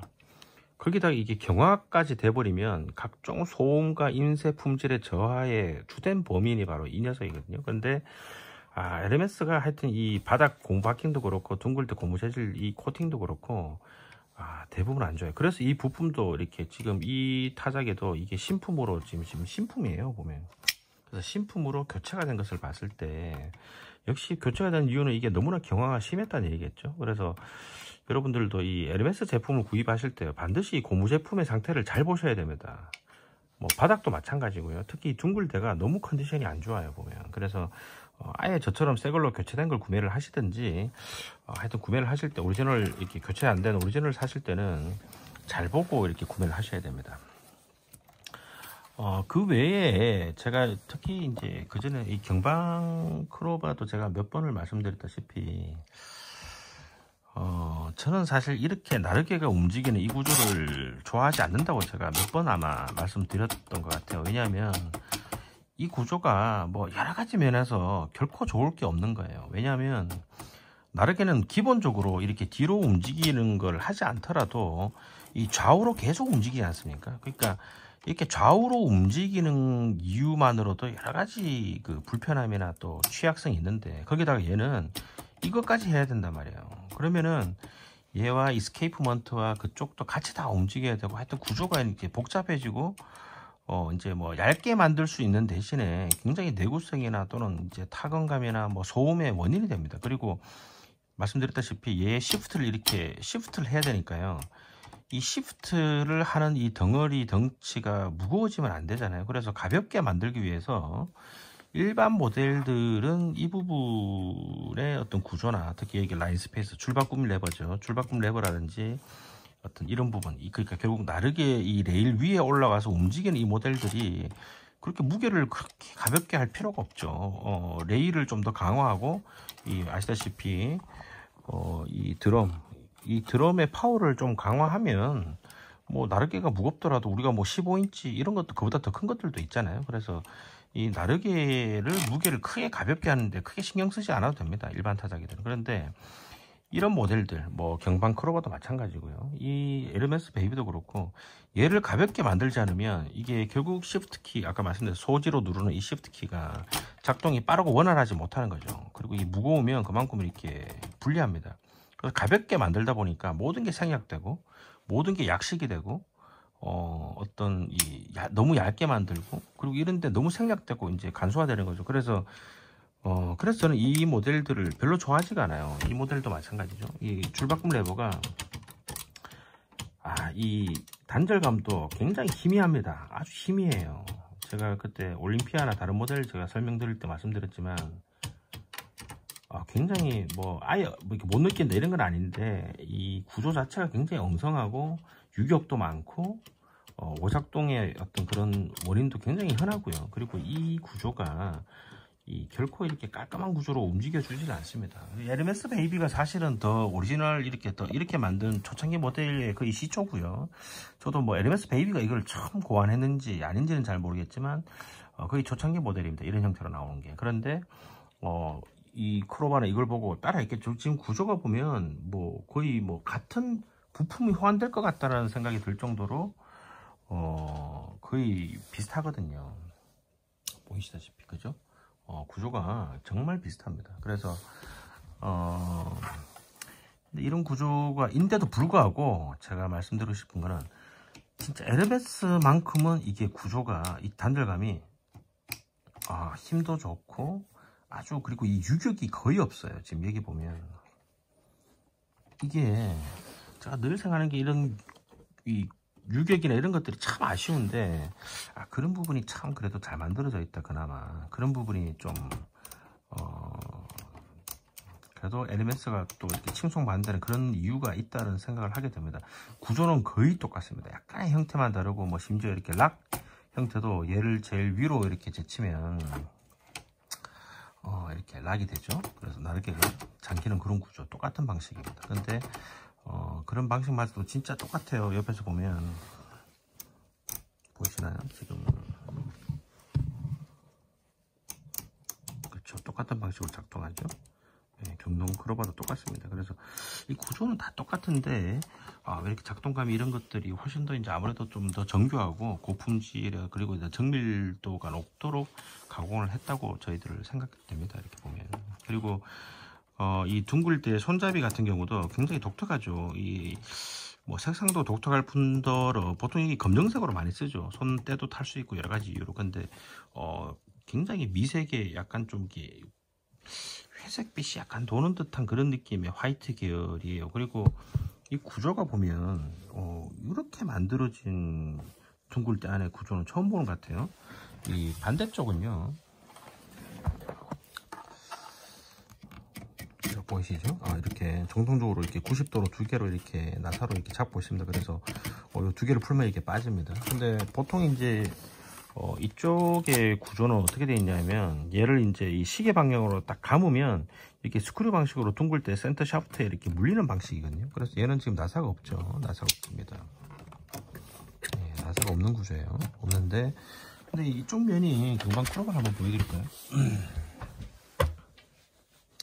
네, 그냥 이렇게 보통 되어 있어요. 막혀 있고. 그래서 얘를 안에 특별한 구조가 없어요. 얘를 그냥 힘 잡고 콱 돌리면 반대쪽으로 반시계 방향으로 돌리면 얘가 빠집니다. 근데 얘는 그게 안 되도록 이렇게 한 번 더 잠금 장치가 또 있어요. 그래서 얘를 풀려면 어떻게 되냐면 그냥 빠지지가 않아요. 그래서 얘를 풀면 얘가 나오고 안에 이제 와셔 스프링이 이중 구조가 되어 있고 톱니바퀴 한 번 더 물려 있습니다.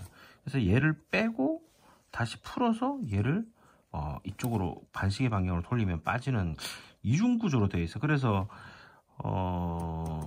절대 헛돌 수가 없도록 그렇게 구조를 한 것 같아요. 근데 굳이 뭐 이렇게까지 하지 않아도 그래서 이게 분해 조립을 하다 보면 이 부분을 조립하는 게 굉장히 좀 불편하거든요, 보면. 그래서 그게 조금 뭐 좋다 나쁘다라기보다는 좀 독특하다. 그래서 이런 구조로 굳이 할 필요까지는 있겠는가라는 생각은 하고는 있습니다. 네. 그리고 반대쪽은 그냥 이렇게 민자 형태로 이렇게 되어 있어요. 일반 구조로 되어 있고, 그리고 뭐 이런 타자기의 구조가 늘 그렇지만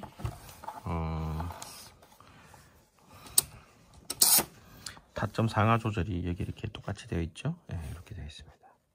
근데 이 구조의 나사나 이런 것들이 이것만 자꾸 드리면 좀 그렇지만 경방 모델보다는 훨씬 좀 잘 되어 있어요. 잘 되어 있고 이 나사 이런 것들이 굉장히 견고하게 잘 되어 있다는 겁니다. 나머지 구조는 뭐 큰 차이가 없어요. 이런 모델들이 흔히 가지는 형태를 다 가지고 있고요. 그리고 이제 프레임 구조나 이런 것들이 좀 독특합니다. 프레임 구조들이 이런 것들이 그 하우징을 벗겨보면 굉장히 이 견고하게 만들기 위해서 이 플라스틱 바디를 쓴 대신에 내부 이 안쪽 프레임이 굉장히 견고하게 이런 이 트러스트 구조라고 해도 될지 모르겠지만 이런 것들이 굉장히 안에 많이 되어 있어요. 그래서 구조의 어떤 강성을 높이기 위한 그런 것들의 흔적들이 많이 보이죠. 많이 보입니다. 이런 것들이 좀 약한 게 사실 미국제 타자기들이 이런 것들이 안에 트러스트 구조가 좀 약해요. 그래서 좀 아쉽습니다. 그런 건 제가 또 나중에 한번 설명을 드릴 기회가 올 거예요.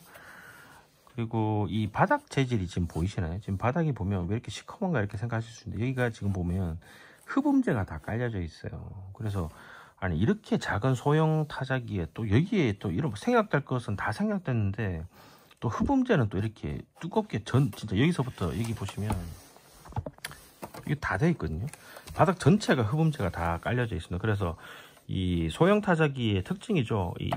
결국은 얇고 작고 뭐 생략되고 이러다 보니까 이 충격 등에 의한 이 타이핑 충격 등에 의한 이 소음이 취약할 수밖에 없는데 웬만한 스탠다드보다 얘는 더 조용해요. 그래서 조용하다고 해서 또 그만큼 이 타건감이 안 좋으냐면 그렇지도 않거든요. 그래서 이런 것들이 결국 헤르메스가 뭐 명품을 넘어선 뭐 사치품에 가깝다는 생각이 이제 그런 생각이 드는 거죠. 그런 생각이 듭니다.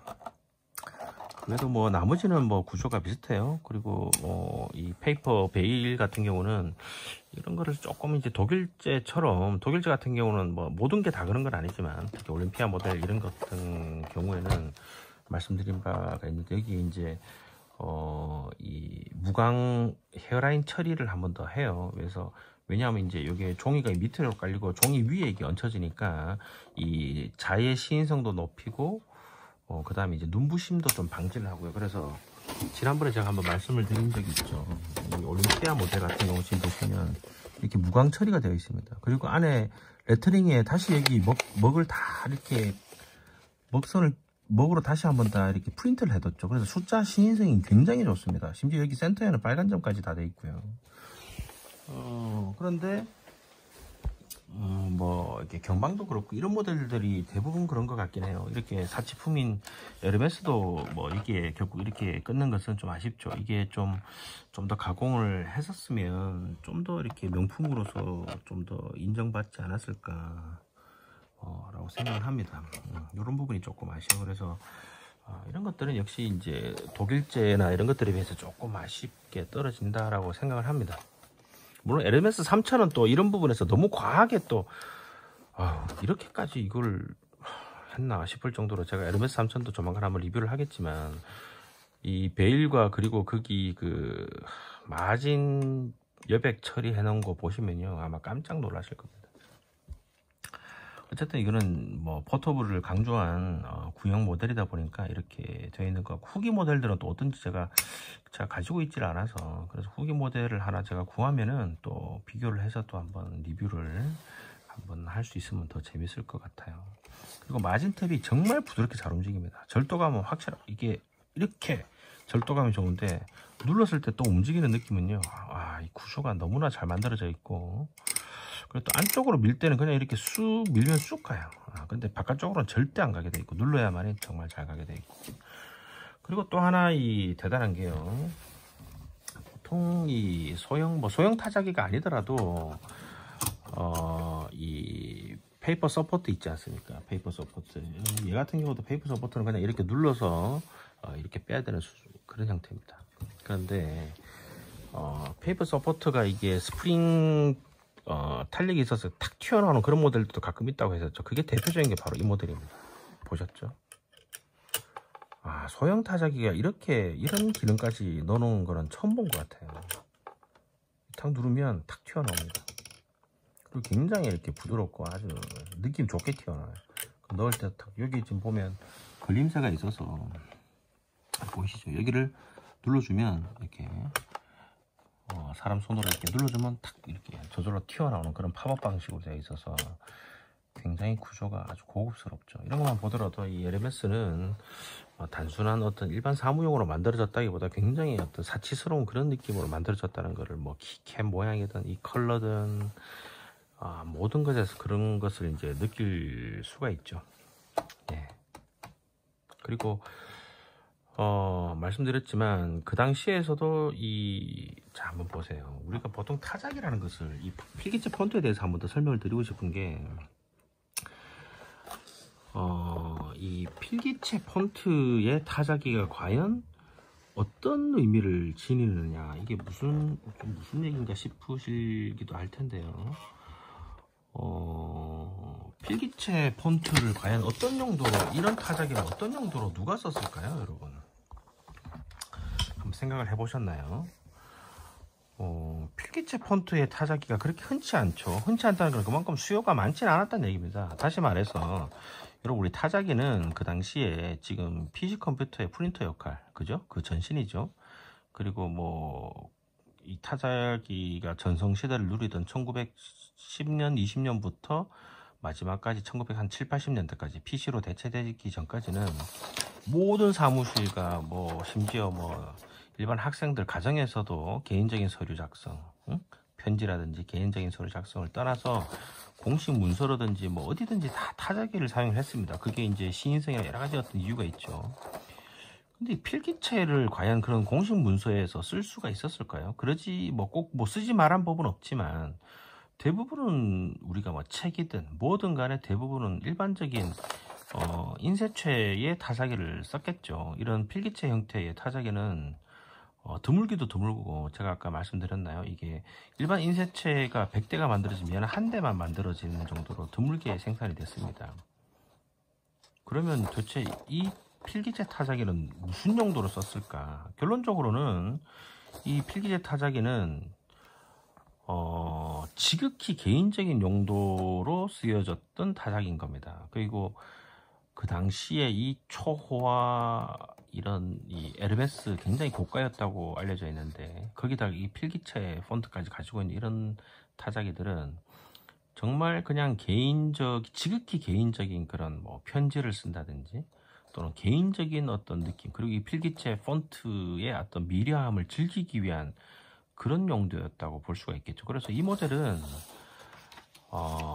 단순히 필요의 사무 용도와 어떤 생산성을 위해서 만들어졌다기보다, 이 타자기를 만든 사람 그리고 그것을 사용하는 사람은요 정말 사치의 극치였다고 저는 생각은 듭니다, 말 그대로. 그래서 뭐 만년필도 그런 게 있죠. 뭐 그냥 일반 뭐 미국의 실용성을 띄고 있는 파커 제품 이런 것들도 있지만 또 초고가들 뭐 몽블랑 중에서도 특별한 스페셜 에디션들 있지 않습니까? 뭐 보석까지 심지어 박혀 있고.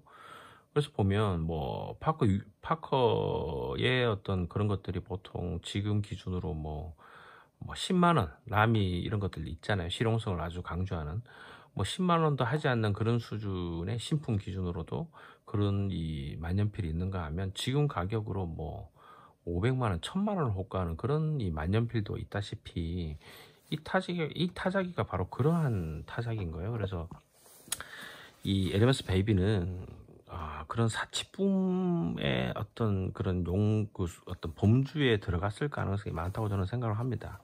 그렇다고 해서 이게 기능적인 면이 무시되었냐? 절대 그런 게 아니죠. 아주 기능적인 면도 모든 것을 이제 뭐 만족시키지 못하지만 소형 타자기다, 이 포터블 타자기다 보니까 그래도 웬만한 일반적인 타자기보다는 월등히 좋았습니다. 그리고 보시다시피 이 나르기 시프트 방식이지만 정말 정숙하다는 거, 그리고 이 키 작동음도요. 제가 한번 비교를 한번 해볼까요?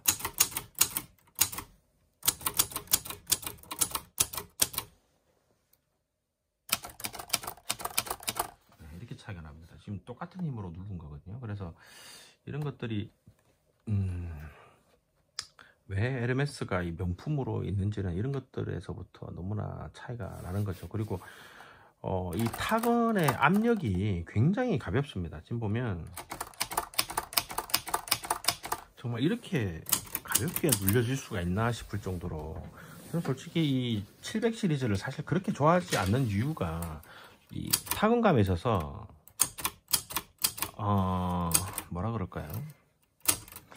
좀 처음에 눌렀을 때 이 처음에 시작하는 느낌의 이 저항과 힘을 거스르는 이 느낌이 유쾌하지가 않아요. 이 모델이 특히 저는 좀 그렇다고 생각을 해요. 오히려 크로바 후기 모델들은 이렇지 않거든요. 그리고 마라톤도 후기 모델도 이렇지 않은데, 옛날 초창기 우리나라 모델 마라톤도 10TR 같은 이 초창기 모델들은 딱 이런 느낌이 좀 있어요. 이게 처음에 어떤 이 힘을 탁 넘어갈 때 이게 좀 불편해요. 이게 처음에 넘어갈 때 힘이 저항감이 있는데도 그 자체가 굉장히 유쾌한 이런 저항감이 없네요. 제가 잘못 생각한 것 같습니다. 어쨌든 그런 부분이 좀 많이 아쉽다라는 게 바로 이 크로바, 특히 우리나라 제품의 초창기 모델들이 그런 게 좀 아쉬운 거죠. 아쉽죠.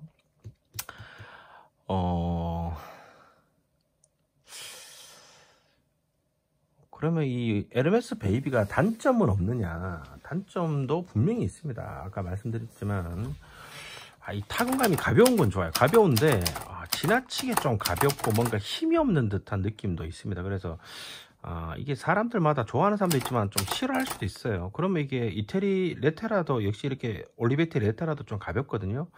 근데 레테라보다 조금 더 저는 개인적으로는 좀 싫어하는 느낌이에요. 그래서 조금만 더 단절감이 있었으면 좋지 않았을까라는 생각을 하고요. 또 가격이 너무 비싸죠. 그 당시 판매 가격도 비쌌을 뿐더러 지금 에르메스 베이비는 진짜 프리미엄이 붙어서 뭐 많이 찾으니까 예쁘고 좋으니까 그래서 일단은 중고 가격이 너무 비싸다는 것도 사실은 단점입니다. 아닐 수가 없죠. 이게 예쁘고 더 싸면 제일 좋은데 그렇지 못하다는 게 좀 아쉽고요. 그리고 말씀드린 것처럼 이 상판이 여기에 너무 닿아 있어서 이 상판 숫자 타이핑을 할 때 조금 불편하다는 점은 역시 조금 아쉽습니다. 보면 아쉽고요. 나르게가 움직이기 때문에 나르게 설계 구조가 조금 약하다, 이런 것들은 제가 아까도 말씀드렸고, 이런 것들은 꼭 에르메스 베이비는 그나마 굉장히 나은 편이에요. 나은 편이고, 그리고 고무 부분이 조금 내구성이 좀 약한 부분이 쓰여져서 독일제에 비해서 조금 아쉽다, 그런 부분이 있죠. 그리고 이제 이거는 일반 사용자들한테는 이게 단점이 아닐 수도 있어요. 그런데 저는 개인적으로 이 에르메스 모델들에 있어서 가장 단점을 뭐로 보냐 하면 분해하기가 너무 까다롭습니다. 이게 특히 하우징을 분해하는 게 굉장히 이렇게 좀 짜증나는 구조로 되어 있어요. 어디서 제일 힘드냐 하면, 제가 상판을 다시 한번 좀 열어볼게요. 지금 이 부분 보이시죠? 여기 양쪽에 다 있어요. 여기 지금 쇠도 중간에 걸려 있는데 지금 하우징 자체가 얘를 물고 있습니다. 하우징을 뺄 때요, 얘를 들어서 빼야 돼요. 근데 이게 안 들려요. 너무나 이게 단단해서 안 들려요. 이거를 부서질 것 같은 그런 느낌이 들어요. 아니면 이거를 어떻게 휘든지 해야 되는데 그럴 수도 없잖아요. 이게 휘어지는 이게 약간 이렇게 절곡으로 이게 약간 이렇게 오다가 Z자로 지그재그로 오는 타입이긴 한데요. 얘를 아무리 눌러도 저는 그래서 이 하우징을 분리하는데 너무 고생을 했었습니다. 단지 이 부분 하우징 분리하는 거 하나 때문에 얘만 좀 분리가 잘 되고 잘 꼽을 때도 마찬가지, 꼽을 때도 이게 사람을 진짜 잡습니다. 그래서 이거를 부러뜨리지 않고 어떻게 기스는 죄송합니다. 이 스크래치를 내지 않고 어떻게 이거를 잘 할 수 있을까라는 게 너무나 힘들더라서 저는 이거를 두세 번 정도 분해를 해봤는데도 할 때마다 이게 너무 고역이더라고요. 그래서 에레메스 베이비는 정말 이 분해할 때 처음부터 이게 너무 겁이 날 정도입니다. 그리고 얘도 약간 여기 조금 스크래치, 얘는 뭐 스크래치인데요. 얘는 제가 이 모델 말고 다른 모델 같은 경우에 제가 부품용으로 쓰는 모델이 하나 있다고 말씀드렸을 텐데요. 그게 부품용으로 쓰고 싶어서 쓴 게 아니에요. 여기가 다 부서집니다. 여기가 부서져 있는 모델들이 굉장히 많아요. 왜냐하면 얘가 너무 약하게 되어 있어요. 오히려 경방 크로바 이런 모델들은요, 여기가 굉장히 두껍습니다. 두껍고 잘 되어 있어요. 차라리 잘 되어 있는데 여기도 뭐 두꺼운 것 같은데 라고 싶지만 이 부분이 굉장히 취약하게 좀 구조가 좀 이렇게 이거 아마 이렇게 써보시면 아실 거예요. 여기가 좀 너무 약하다는 거. 여기가 이렇게 한 번 더 분리돼 있죠. 이게 차라리 유니바디로 돼 있었으면 이 크로바는 이게 하나로 되어 있거든요. 크로바 이런 뭐 크로바뿐만이 아니라 대부분 모델들이 이렇게 하나로 되어 있습니다. 그래서 이 나사를 풀고 이렇게 들어 올리면 이렇게 되도록되어 있는데 얘는 이제 여기가 한번 분리가 돼요. 분리가 되면서 밑에 이 받침대 고무 바킹 쪽에서 안쪽으로 이렇게 스크류가 돌아서 이제 얘까지 같이 잡고 있는 구조고, 물론 앞에 안쪽에 잡는 구조는 굉장히 디귿자로 해서 또 2중 3중으로 잘 되어 있어요. 그래서 굉장히 견고한 거는 맞아요. 견고한 거는 맞는데 그 견고함이 지나친 나머지 이게 충격을 이런 데 받으면 얘가 다 부러지는 구조고, 다른 데는 튼튼하죠. 두껍고. 근데 여기가 제일 얇다 보니까 여기가 굉장히 취약한 거예요. 그리고 우리가 보통 이제 타자기를 뭐 이렇게 수리하거나 뭘 좀 볼 때 보통 이렇게 세워서 이렇게 보기도 하지 않습니까? 그러기에 얘는 너무 겁이 날 정도예요. 그래서 뭘 이런다고 뭐 부러지거나 그러진 않겠지만, 여기가 너무 약하다라는 생각을, 그나마 이렇게 굳이 이렇게 바디가 이렇게 분리될 필요 있었나, 그런 부분이 조금 이제 아쉽게 느껴지는 부분이긴 합니다. 그리고 어쨌든 분리를 해도 안쪽에 이렇게 손이 잘 안 들어가요. 이런 부분이, 여기 봐요. 이 부분만 하더라도 이렇게 다 막고 있죠. 물론 얘는 이제 활자집을 정확하게 견고하게 잡고 있겠다는 어떤 그런 목적이긴 한데, 이런 트러스트 구조가 있다 보니까, 이게 또 여기 손을 넣어서 뭘 좀 하려면요, 이거를 또 다 제거를 해야 되는 거예요. 그래서 정밀도도 좋습니다. 그리고 이 가공 수준도 굉장히 하이 퀄리티예요. 그런데 분해하고 수리하기에 너무나 짜증이 나요. 진짜 굳이 이렇게 했어야 될까라는 생각이 좀 듭니다. 그래서 좀 청소하기 마저도 그렇게 쉽지가 않아서, 얘는 그냥 청소할 때 저는 그냥 약식으로 이렇게 리본 빼고 이쪽으로 이제 불어였고 이쪽으로 빼내고 뭐 이런 방식으로 해서 이 하우징을 벗기지 않으려고 합니다. 웬만하면. 그래서 그런 부분이 좀 많이 아쉽고, 근데 이제 좀 정리를 하자면, 이야기가 좀 길어졌지만, 이 타자기에 있어서 이 친구가 왜 그토록 그러면 이렇게 인기가 많고 사랑을 받았느냐. 특히나 뭐 일반 우리 같은 그냥 저 같은 일반적인 그냥 지금의 와서의 사용자들한테 그냥 이제 사랑받는 그런 수준이 아니라, 말씀드렸다시피 유명한 어떤 그 당시 당대의 최고의 작가들, 여러분, 작가들이 타이핑하는 수준의 양이 우리 일반인, 특히 뭐 요즘은 말할 것도 없고 일반인들의 어떤 그런 타이핑하는 수준의 어떤 비할 바가 되겠습니까? 그 말은 이 모델이 첫 번째 내구성이 굉장히 좋았다는 얘기예요. 두 번째로 뭐 내구성이 좋았다는 거는 오랫동안 엄청난 반복되는 어떤 그런 타이핑을 해도 뭐 고장이나 이런 거는 거의 나지 않는다는 얘기였죠. 그래서 제가 봐도 고장날 구조는 거의 없어요. 굉장히 잘 만들어져 있어요. 그런데 한번 고장이 나거나 뭔가 청소를 또 해야 되거나 할 때는 진짜 이거는 전문가한테 맡겨야 되지, 웬만한 사람이 직접 자가 수리를 하기에는 쉽지가 않고 불편해요. 심지어 올리베티 레테라 이런 것들이 또 명기라고 손꼽히는 이유가 자가 정비를 하기에도 좋고 견고하고 가볍단 말이에요. 그래서 올리베티 레테라가 우리가 좋아하는 이유가 그런 부분이 있어요. 제가 올리베티 레테라 리뷰를 뭐 조만간 하겠지만 정말 보면 볼수록 대단하다는 생각이 듭니다.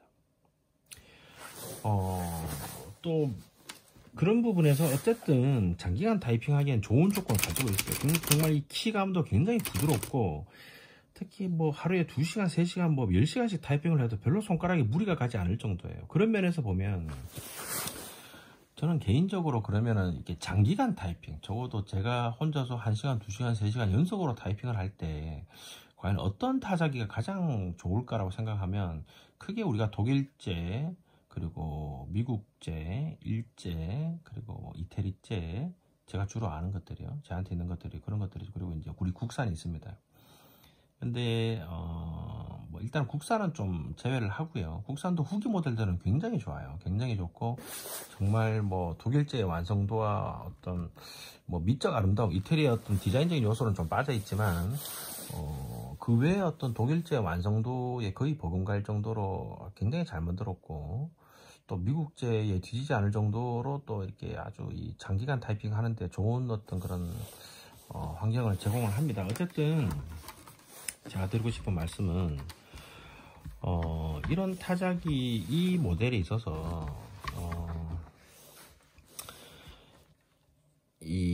그럼 이 LMS 타자기가 과연 어떤 이유로 해서 이렇게까지 사랑을 받았느냐, 결국은 제가 말씀드렸지만 타건감이 굉장히 좋고 장기간 타이핑하기 굉장히 좀 최적화되어 있어요. 제가 말씀드렸죠. 독일제, 미제, 그러면 이제 이태리제 정도로 이렇게 생각하고, 아니면 독일제와 유럽제, 이제 독일제로 대표되는 유럽제와 이 스위스제를 제외하고 미국제, 그러니까 스미스 코로나나 이런 것들, 뭐 언더우드나 뭐 여러 가지 유명한 회사들이 많죠. 그런 미국제 타자기를 비교를 했을 때 어떤 장단점이 또는 특징이 있냐면요. 뭐 장단점이라기보다는 특징이라고 보는 게 아마 나을 것 같아요. 마치 지금은 좀 이게 좀 아니지만 옛날에 그 유럽차, 특히 독일 자동차와 미국 자동차의 특징과 굉장히 흡사하다는 생각을 합니다. 그 말은 뭐냐면은 옛날에 독일 자동차들, 유럽 자동차를 보면 서스펜션 세팅이 좀 하드하죠. 단단한 편이고, 그래서 코너링이라든지, 그리고 고속 RPM, 엔진도 뭐 저속 토크는 약한데 그 대신 고회전형 엔진들, 뭐 유럽제도 그렇고 특히 이태리제들은 전부 다 좀 그랬죠. 그리고 핸들링이 좀 더 샤프하고 또 디자인적으로 좀 이렇게 많이 고민을 하고, 물론 독일제는 조금 다르긴 합니다. 그런데 딱 그런 것 같아요. 그리고 이 미국제는 좀 어떠냐면 자동차가 어떻죠? 서스펜션 이런 것들이 굳이 하드하거나 그렇게 세팅할 줄 몰라서 안 했다기보다 미국에 무슨 와인딩이나 뭐 좁은 쇼코너 이런 것들이 없잖아요. 그냥 진짜 대륙으로 횡단하는 그런 개념의 어떤 자동차 문화가 발달한 나라다 보니까 정말 서스펜션이 부드럽고 그냥 엑셀레이터 페달을 조금만 밟아도 저속 토크가 강해서 꾸준히 밀고 나가는 힘이 충분한 그런 차, 힘이 좋은 차죠. 토크가 좋은 차. 그래서 대배기량의 차들이 이제 그때부터 처음부터 발달을 했죠. 근데 이제 타자기도 마찬가지인 것 같아요. 독일식 이런 타자기들, 특히 올림피아나 이런 모델들을 보면 기계적 완성도가 대단히 뛰어나죠. 그리고 굉장히 튼튼합니다. 심지어 이 타이핑했을 때 이 절도감이나 이런 것들이 뭐 이루 말할 수 없을 정도로 뭐 경쾌함을 넘어서서 진짜 무슨 이 무기를 만지는 듯한 그런 느낌이 들거든요. 그리고 미국 스미스 코로나는 굉장히 부드럽고 타건감이 뭐 지치지 않을 정도로 좋고, 근데 하우징이나 이런 것들은 좀 엉성하죠. 근데 어떤 또 장단점이 있냐면, 장시간 타이핑 했을 때 그럼 독일제 타자기가 더 편할까? 또는 미국식 스미스 코로나가 더 편할까 하면, 저는 개인적으로 스미스 코로나가 월등히 더 편하다고 생각을 합니다. 타이핑 해보시면 알 거예요. 우선은 독일제가 굉장히 견고하고 빈틈이 없고 기계 미학적으로 완성하고, 그 어떤 진짜 이 하나의 어떤 이 조금의 어떤 그 유경마저도 허용하지 않는 그런 완벽함. 근데 그런 것들에서 오는 그 완벽함이 때로는 사람들한테 스트레스로 작용하기도 한다는 거예요. 마치 그 서스펜션이 하드하면 코너링이나 뭐 고속 이렇게 으로 달리는 그런 세팅에서는 굉장히 이렇게 핸들링을 접지력을 좋게 해주고 그런 차들이 좋을지는 모르겠지만, 그냥 시내에서 그냥 60km, 70km에서 우리가 대부분 자동차라는 게 뭐 그냥 시내에서 그냥 다니잖아요, 도시분들은. 그런 사람들한테 과연 뭐 독일차의 그 정밀성이 필요하냐, 오히려 더 불편하게 느낄 수 있다는 거죠. 특히나 도로 사정이 좋지 않거나 장기간 운전을 하는 사람들은 오히려 어떤 사람에 따라서는 오히려 미국 차 같이 좀 더 소프트하고 그런 부드러운 느낌의 저속 토크가 강한 그런 차들이 훨씬 더 편할 수가 있습니다. 똑같은 거예요. 그래서 이 독일 타자기들을 이렇게 좀 쓰다 보면 그 완벽함, 또 그 어떤 탁탁탁 꽉 조여진 듯한 그런 느낌이 사람한테 주는 피드백이 굉장히 피곤하게 느껴지기도 해요. 반면에 미국 타자기들은 굉장히 부드럽고 장기간 타이핑할 때도 크게 무리가 가지 않도록 정말 이게 피로도가 오히려 적게 느껴지는 것 같습니다. 그런 면에서 그럼 이 에르메스 타자기는 어떤 위치에 있느냐, 그리고 또 한 가지 더 미리 하나 더 말씀드리고 가자면, 그럼 이태리제 타자기, 대표적으로 올리베티 타자기를 들 수 있겠죠. 이런 올리베티 타자기나 이런 것들이 또 어떤 특징을 갖냐면, 독일제만큼 완벽하진 않아요. 그렇다고 미국제만큼 헐렁하지도 않습니다. 그렇지만 디자인적인 요소가 너무나 아름다운 거죠. 디자인적 요소가 타이핑하는데 실용적인 면에서 차이가 날까? 저는 차이가 난다고 봅니다. 그럴 것 같으면 자동차도 껍데기 아무 상관없이 그냥 성능만 보고 사면 되는데 실제 그렇지 않잖아요.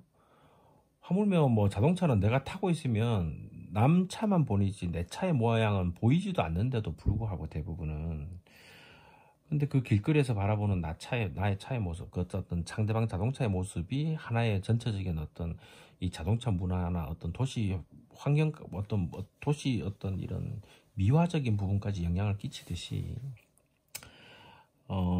이태리 타자기는 정말 아름답죠. 그 디자인적인 요소나 이런 것들이 심지어 성능을 조금 양보하더라도 디자인적인 요소를 우시했다는 부분도 솔직히 보입니다. 그 정도로 이태리 디자이너들은 어떤 메카닉보다는 디자이너의 말을 좀 더 우선적으로 들어주는 그런 듯한 느낌이 없잖아 있어요. 그 대신 이 독일제만큼 또 그런 뭐 이렇게 성능이 떨어지냐, 그렇진 않아요. 이태리 타자기들은 정말 부드러우면서도 고속 타이핑에도 굉장히 특화되어 있고 내구성도 절대 뒤지지 않습니다. 그렇지만 이제 디자인적인 요소가 좀 더 앞서는 부분이 있다는 거죠. 독일제 타자기는 어떠냐, 디자인적인 요소를 손해 보더라도 실용적이거나 기계 설계학적인 부분이 확실해야 됩니다. 심지어 불필요한 오버스펙인 수준까지 그거를 강조를 해요. 그래서 그런 부분들이 심지어 약간 불편하게 느껴질 때도 있다는 거죠. 그럼 미국 타자기는 어떠냐, 말씀드린 것처럼 정말 장시간 부드럽게 타자기를 하기에 또 편하고, 그렇지만 디자인적인 부분도 좀 엉성하고 하우징도 좀 엉성해요. 그렇다고 독일 타자기처럼 뭐 내구성이나 이런 것들이 뛰어나냐, 꼭 그렇지도 않아요. 오히려 이태리제보다도 안에 그 철들의 어떤 그 메탈들의 어떤 내구성들은 녹슨 것들이 훨씬 더 많은 것 같아요.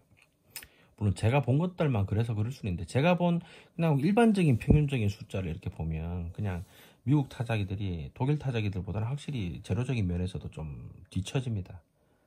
그러나 미국 타자기의 장점이 분명히 또 있어요. 또 어떤 부분이 가장 크냐면, 이게 장기간 타자기에 굉장히 유리하다 그랬죠.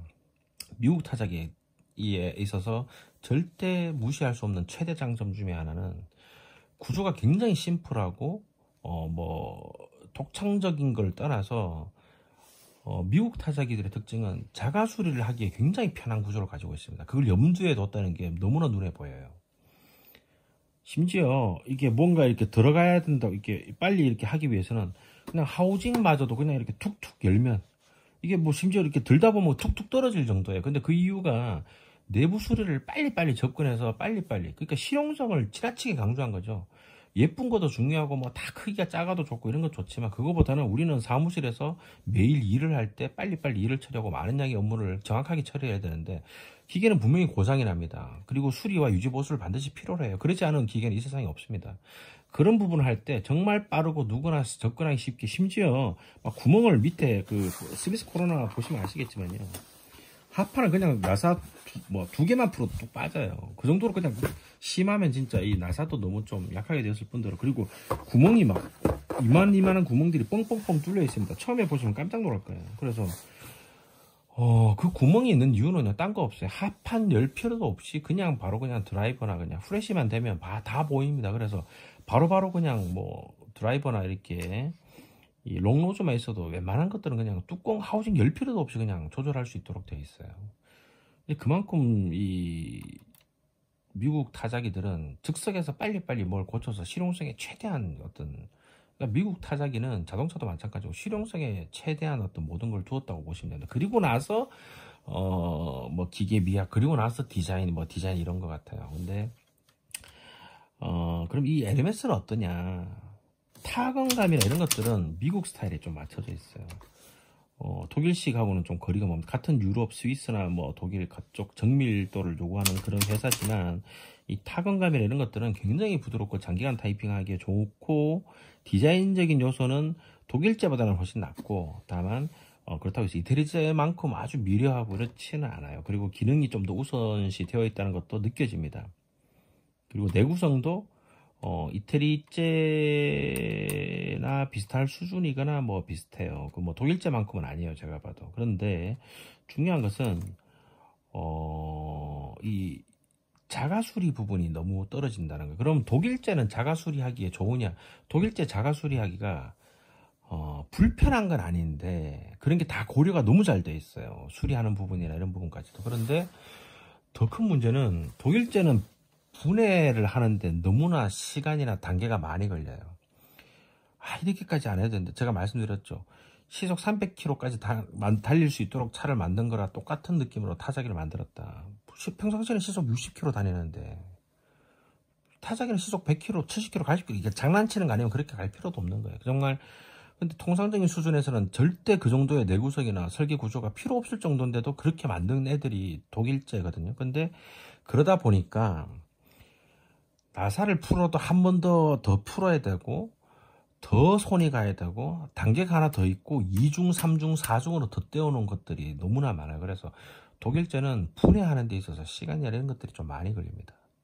그렇다고 뭐 그게 어렵거나 이런 게 아니라 그런 절차가 더 많고 너무나 FM적으로 만들어져 있어요. 그렇게 비하면 그러면 미국제는 뭔가를 무시했냐? 네, 제가 봤을 때 좀 무시한 것들이 있어요. 실용성을 위해서 적당하게, 그것이 또 가격이 싸죠. 미국 차가 가격이 싼 것처럼 미국 타자기가 가격이 쌌었습니다. 옛날 독일차나 유럽차에 비해서 그 당시에도. 그래서 그런 부분들이 역시나 그 어떤 국민성이나 어떤 그런 일하는 필드의 느낌을 같이 주는 거죠. 그래서 그런 부분인데, 이 타자기는 분해도 너무 어렵고, 그렇다고 이렇게 뭐 혼자서 자가 수리할 만한 뭐 구멍 하나 어디 남겨두지 않았어요. 그리고 하우징 하나 벗기는 데는 정말 이렇게 속이 뒤집어집니다. 정말 너무나 불편하게 되어 있어요. 그래서 혹시라도 이 컨디션이 안 좋은 타자기를 사셔서 누군가가 이렇게 좀 분해 소지하는데 아주 이렇게 좀 도구나 이런 걸 갖추신 분이 아니라면 그냥 쉽게 이 LMS 타자기는 오픈을 하는 것을 저는 권하고 싶지가 않습니다. 하다 보면 뭔가 부러질 가능성이 많아요. 그래서 뭐 꼭 장점만 있는 건 아니겠죠. 그래서 오늘 LMS 베이비라는 아주 유명한, 모든 진짜 상당수의 당시 작가들한테 엄청난 사랑을 받고 지금도 많은 사람들이 갖고 싶어하는 그런 유명한 타자기입니다.